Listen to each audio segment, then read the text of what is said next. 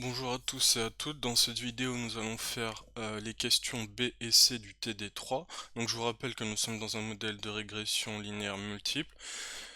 Nous allons donc commencer par la question B. Donc dans la question B on nous dit qu'on définit bêta chapeau ou B chapeau, estimateur d'MCO comme solution des équations normales. Nous devons donc expliquer le contenu théorique de ces équations, expliquer pourquoi on les utilise pour définir un estimateur donné de bêta.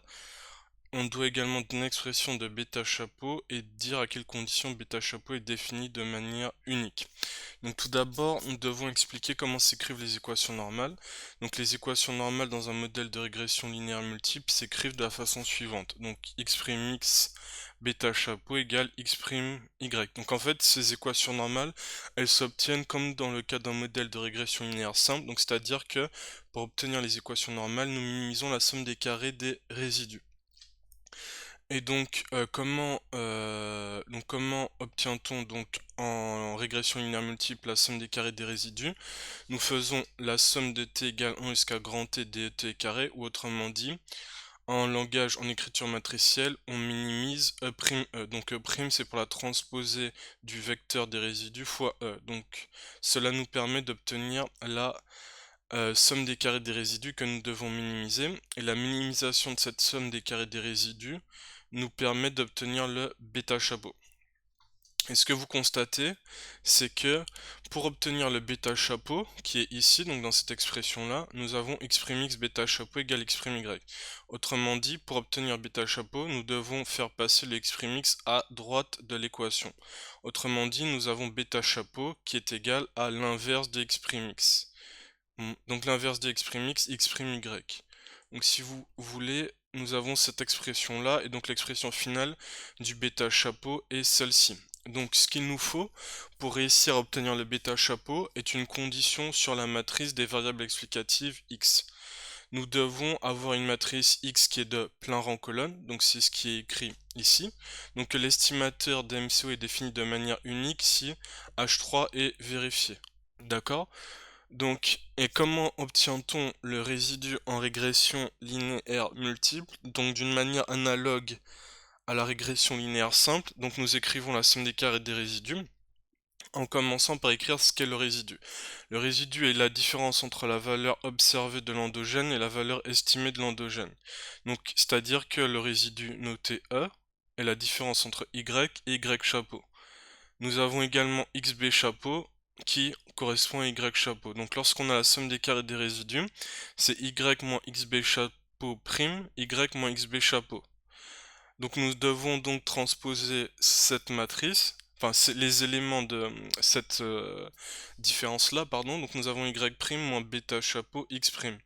Donc ensuite nous faisons le produit des différents éléments contenus ici.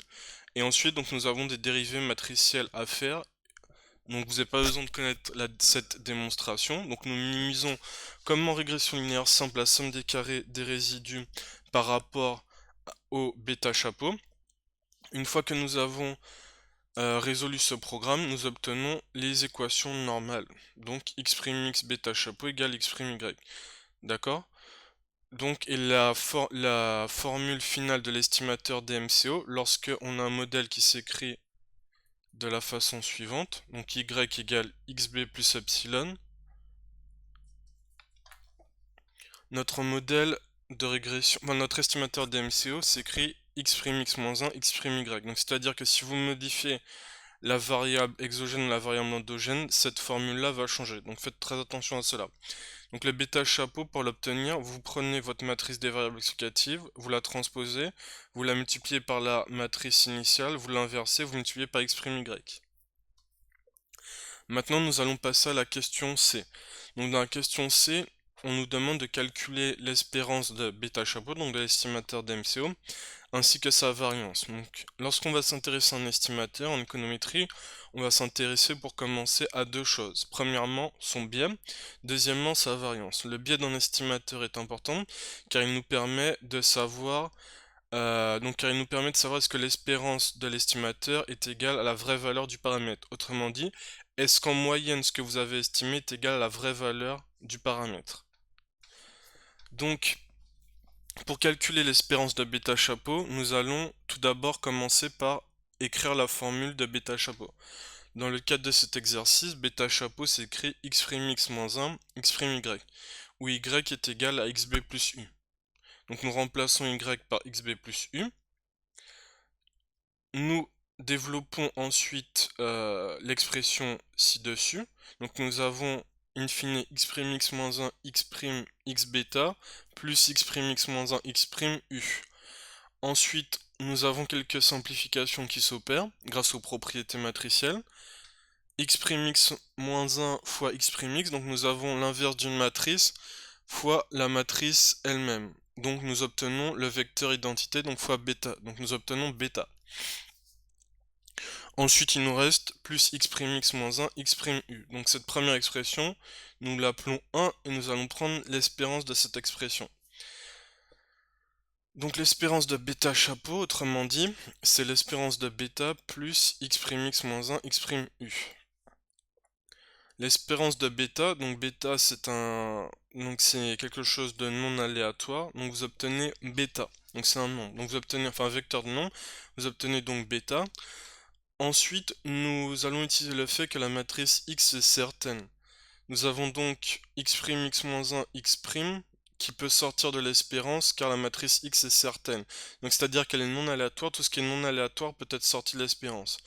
Nous avons ensuite l'espérance de U. Donc l'espérance de U, selon l'hypothèse numéro 1 des MCO, est égale à 0.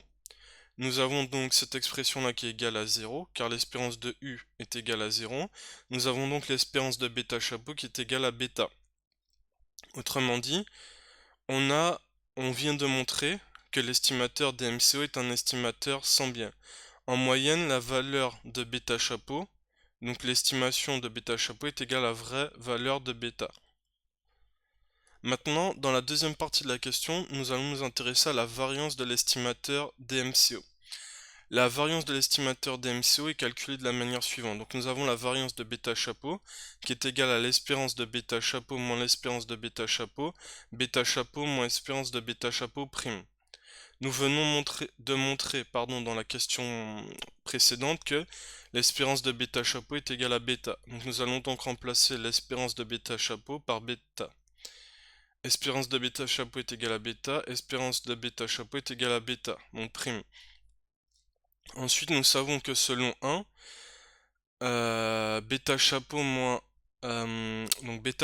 bêta, excusez-moi, est égal à x' moins 1 x' u.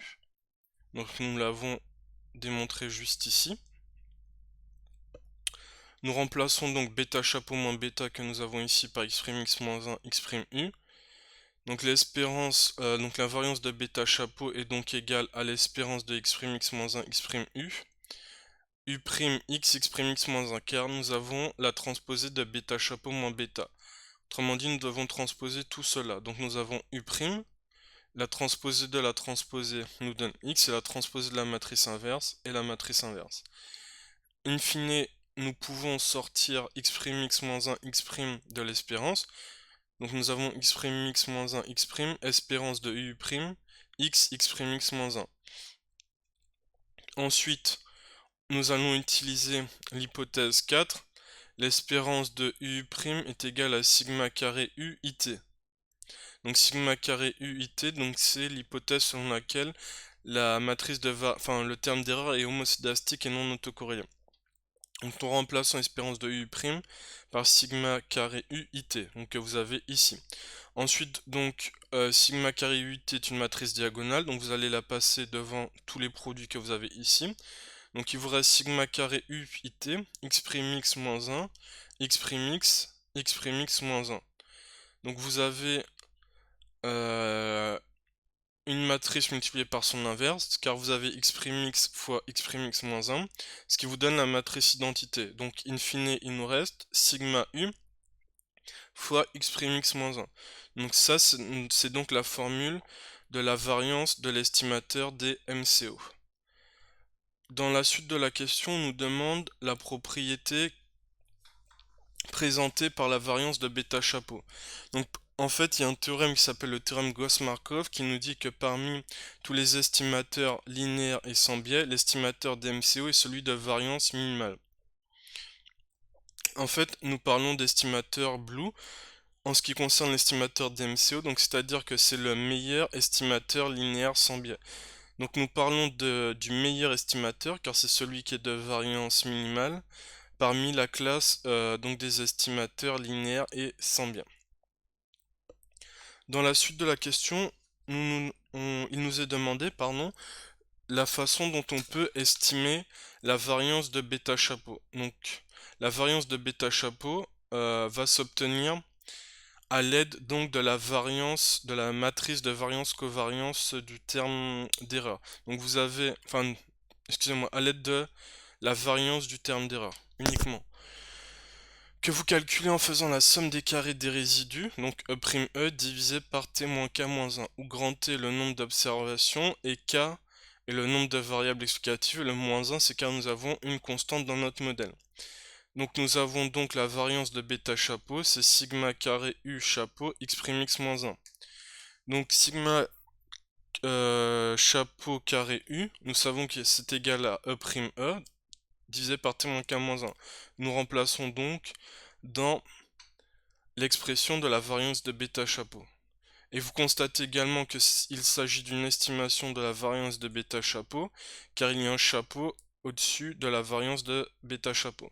Donc cela c'est donc la formule de la variance de l'estimateur DMCO. Donc autrement dit, vous allez avoir une variance pour chacun de vos paramètres. Donc ceci clôt la vidéo de l'exercice 1 du TD3. Je vous remercie pour votre attention.